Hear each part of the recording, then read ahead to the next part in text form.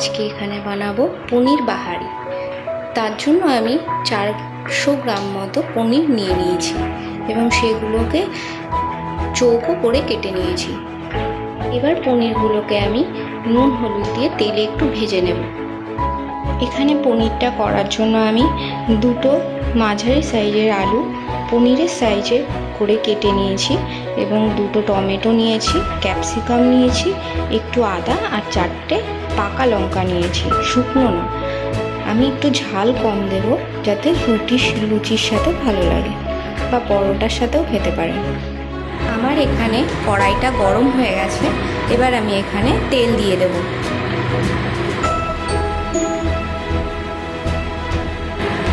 আমি খুব অল্প তেলে রান্নাটা করব যাতে হেলদি হয়। তেলের মধ্যে একটু হলুদ দিয়ে দেবো, তাহলে পনিরগুলো লেগে যাবে না।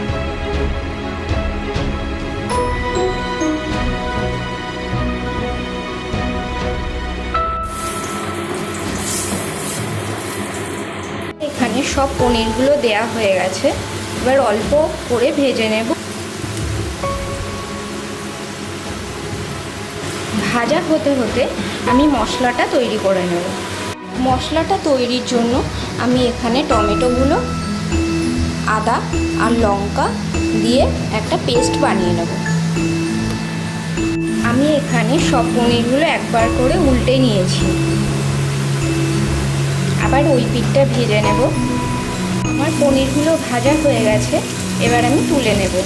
আমি এই তেলের মধ্যেই দুটো এলাচ, দুটো দারচিনি আর দুটো লবঙ্গ ফোড়ন দেব।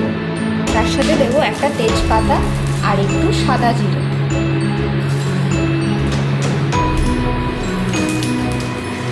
মশলাগুলো আমি অল্প ভেজে নেব, তারপরে দিয়ে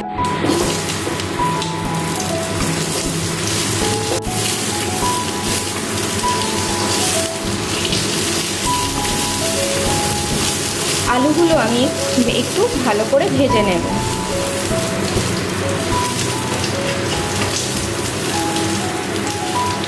গুলোতে আমি অল্প একটু লবণ দিয়ে দেব যাতে ভাজাটা তাড়াতাড়ি ভালো হয়। একটু হলুদ দিয়ে দেব।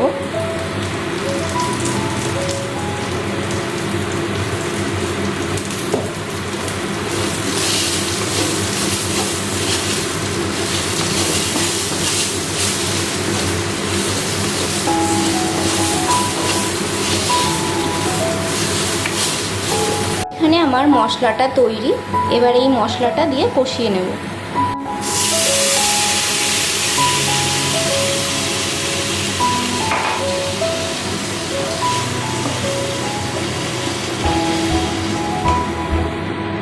এর মধ্যে দিয়ে দেবো এবার আমি 1 চামচ মতো জিরের গুঁড়ো।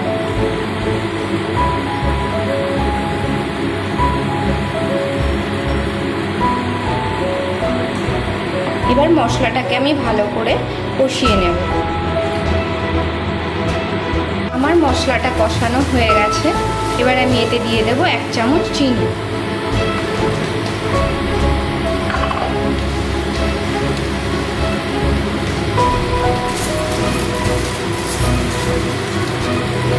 আমি একটু তরকারিটা মিষ্টি মিষ্টি করব, তাহলে কি লুচি পরোটার সাথে ভালো লাগবে।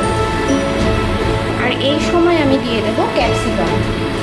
আমি আগে দিইনি, তাহলে ক্যাপসিকামগুলো নরম হয়ে যাবে। আর এখন দিয়েছি, তাহলে ক্যাপসিকামগুলো বোঝা যাবে আর মুখে লাগলে ভালো লাগে। বোঝাই যাচ্ছে যে মশলাটা কষানো হয়ে গেছে। এবার আমি এতে জল দিয়ে দেবো।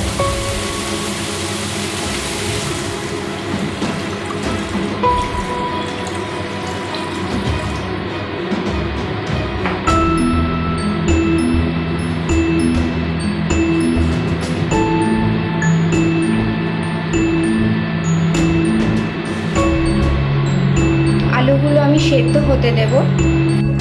আমি একটু জল থাকতে থাকতে পনিরগুলো দিয়ে দেব, ভেজে রাখা পনিরগুলো।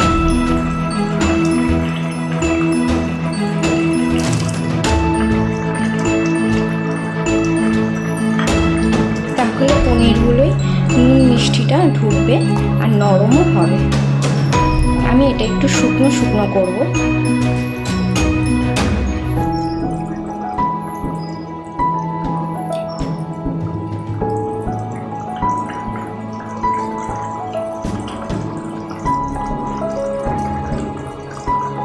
আমি এখানে খানিকটা একটু গরম মশলার গুঁড়ো দিয়ে দেবো।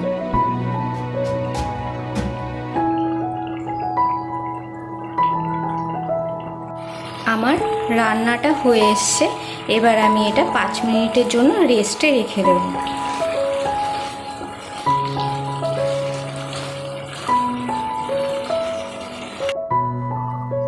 আমার 5 মিনিট রেস্টে রাখা হয়ে গেছে, এবার আমি এটাকে সার্ভিং বলে তুলে নেব।